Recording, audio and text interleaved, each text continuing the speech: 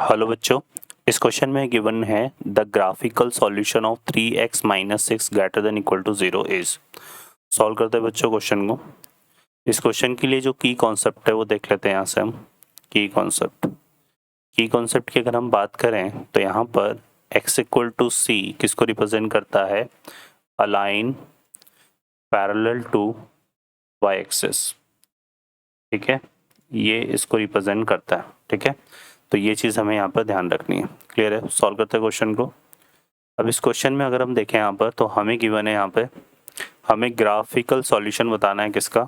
3x minus 6 greater than equal to 0, ये equation दिया हुआ है और इसका हमें क्या बताना है? Graphical solution. ठीक है, इसका हमें ग्राफिकल सॉल्यूशन बताना है। ठीक है, अब ग्राफिकल सॉल्यूशन फाइंड आउट करने के लिए सबसे पहले हम यहाँ पे कंसिडर कर लेते हैं 3x माइनस 6 इक्वल टू 0, ये लाइन ले लेते हैं। तो यहाँ पर x इक्वल टू हमारे पास कितना आएगा? ये आएगा 6/3, तो कितना हो जाएगा? 2। ठीक है, अब x इक्वल टू t किसको रिप्रेजेंट कर रहा है? ये रिप्रेजेंट कर रहा है line parallel to y axis को। ठीक है, ये आ जाएगा हमारे पास। क्लियर है? अब यहाँ पर अगर हम देखें तो कोऑर्डिनेट प्लेन को हम ड्रॉ कर लेते हैं। ये हमने क्या ड्रॉ कर लिया? Coordinate plane. इस तरह से कोऑर्डिनेट प्लेन आ जाएगा और इस कोऑर्डिनेट प्लेन में अगर हम देखें यहाँ पर तो हमें ये जो लाइन ड्रॉ करनी है, इसलिए क्या है? x इक्वल टू 2 है, तो यहाँ पे हमने ये 0 ले लिया, यहाँ 1 और यहाँ 2। ठीक है, तो ये जो लाइन है हमारे पास कुछ इस तरह से पास हो जाएगी, पैरेलल टू क्या हो जाएगी? ये y एक्सिस हो जाएगी। ठीक है, क्लियर है? अब यहाँ पर देखो क्या है हमारे पास? x 3x minus 6 greater than equal to 0, और अगर इसको सिंप्लीफाई करेंगे तो ये कुछ हमारा ऐसे बनेगा, x greater than equal to 2, है ना?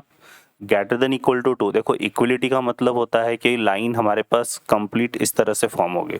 अगर सिर्फ x ग्रेटर देन 2 होता, x ग्रेटर देन क्या होता? 2, तो ये वर्टिकल लाइन हमारे डॉटेड फॉर्म में फॉर्म होती। ठीक है ना, लेकिन इक्वलिटी मेंशन होने की वजह से हम इस तरह से ले रहे हैं। ठीक है, और ग्रेटर देन वाला पार्ट क्या हो गया कि इसका राइट साइड वाला पार्ट जो है वो हमें कंसिडर करना है। ठीक है, क्लियर है? और ये राइट साइड वाले पार्ट को हम अपोजिट ओरिजिन भी बोल सकते हैं। इसको देखो हम ऐसे भी चेक कर सकते हैं कि हम इसमें जो है पुट कर दें 0,0, 0,0 पुट करेंगे तो 0 ग्रेटर देन इक्वल टू 2 आएगा, जो कि कैसा रिजल्ट? एक तरह से फॉल्स रिजल्ट है ना?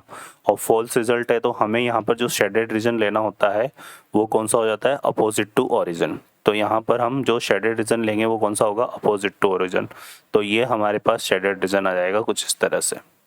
ठीक है ना, ये वाला रीजन हमारा आ जाएगा। क्लियर है?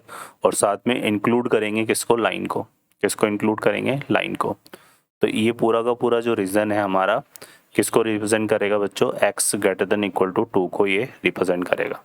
ठीक है, तो यहाँ पर हमारा जो आंसर है यहाँ पर ये इस तरह से क्या आ जाएगा हमारे पास? बेसिकली ये किसको रिप्रेजेंट करेगा? x greater than equal to 2 को। तो ये जो शेडेड रीजन है इस तरह से सॉल्व होगा। तो यहाँ पर देखें तो इससे हमारा कौन सा मैच करना है? ये मैच कर रहा है हमारे पास ये वाला। ठीक है, ये x एक्सिस है ना? ये क्या है हमारे पास? x एक्सिस है। ये क्या है? y एक्सिस है। ठीक है, और ये वाला जो पॉइंट है यहाँ पर कितना है? 2 है। ये लाइन किसको रिप्रेजेंट कर रही है? x इक्वल टू 2 को। तो यहाँ पर जो करेक्ट आंसर होगा वो ऑप्शन 1 होगा।